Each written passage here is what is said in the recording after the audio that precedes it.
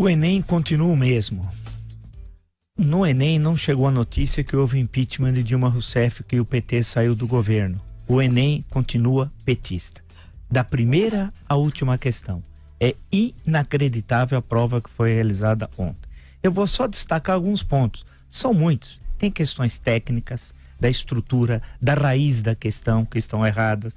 Respostas no gabarito que seriam muito questionáveis. Eu vou destacar somente alguns pontos do Enem petista, porque o PT continua fazendo o Enem, o exame do ensino médio, e dizendo quem pode ou não entrar na universidade segundo um critério político, ideológico e não de conhecimento. Então vamos lá. O Eduardo Galeano, escritor conhecido, uruguaio, jornalista, escritor uruguaio, escreveu muito, tem muita coisa publicada no Brasil, quase toda sua obra, é citada duas vezes. Por quê? Tem dois textos do Eduardo Galeano, um inclusive em espanhol.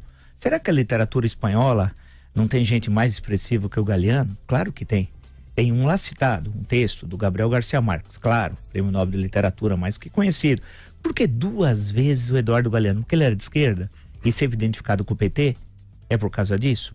Pergunto. Só pode ser, né? Eu já tenho até a resposta.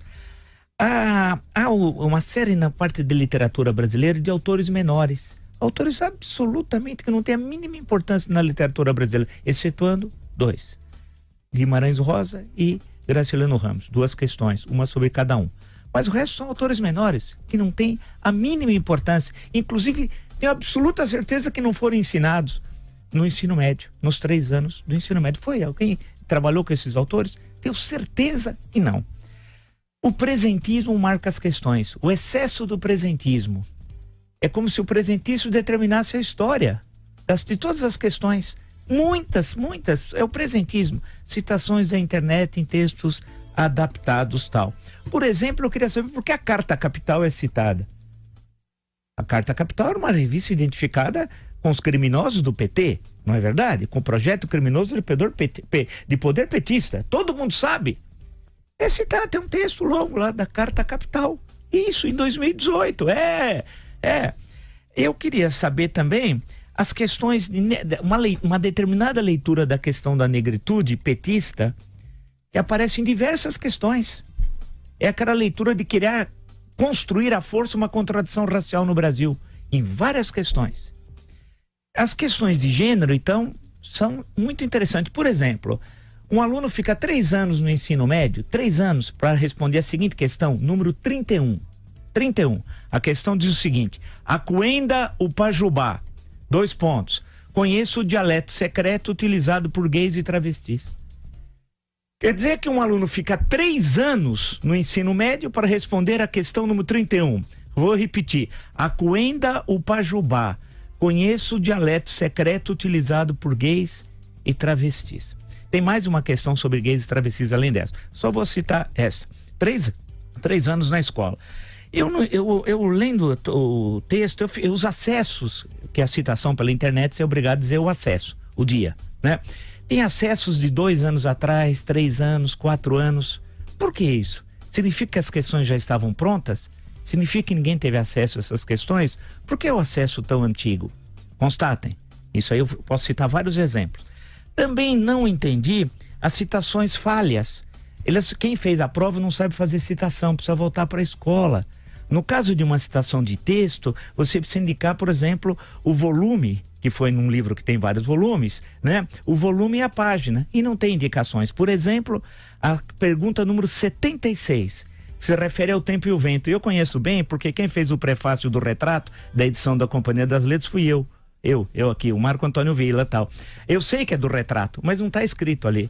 Porque você tem o continente, o arquipélago, o retrato, tal, não está escrito. E não está escrito nem a numeração, nem a citação da página. Tá errado, não sabe fazer, precisa voltar para a escola. E tem, para não me estender muito, porque eu poderia ficar aqui 3 dias, é a questão de 64. 2 questões sobre 64, uma valorizando o João Goulart e a política das reformas, o que é uma farsa. Leiam Jango, um perfil desse que vos fala, e lá tem uma análise detalhada do governo João Goulart, e especialmente da citação do dia 13 de março de 64, que era uma sexta-feira. Portanto, e do célebre comício da Central, que não é nada como está na questão. E há uma outra questão, 84, por isso que é importante. A primeira é a questão 62, que eu fiz referência. Agora é 84, que é um pequeno texto do Enfio, muito conhecido à época, cartunista, excelente cartunista, vale destacar. É uma carta que ele dirigiu, suposta carta que ele dirigiu ao Geisel em 10 de janeiro de 79, reclamando que vários brasileiros, e nesse sentido ele tinha razão, não tinham passaportes brasileiros. Cita 8 brasileiros. Só que deve-se lembrar que 8 meses depois teve anistia, em agosto. Anistia aos presos políticos, banidos, caçados e exilados. Então toda essa questão foi resolvida. E a resposta certa, presumo, porque não leu o gabarito oficial, mas eu presumo, seria B, limite do processo de distensão política. Só que ninguém, lendo a raiz da questão, consegue chegar a essa resposta. Esse é um problema. Há questões técnicas que quem faz vestibular ou questões de avaliação eu já fiz, são básicas. A raiz da questão tem de dar condições ao concursando, né, ou aquele que está prestando, está passando por aquele exame, entender a questão e respondê-la. Senão não precisa do texto. Em suma, além de questões técnicas, que eu acho que não são lá tão relevantes, mas mais as questões políticas e ideológicas, é possível constatar que o impeachment não aconteceu, a notícia não chegou no Enem, e o Enem continua um exame nacional petista.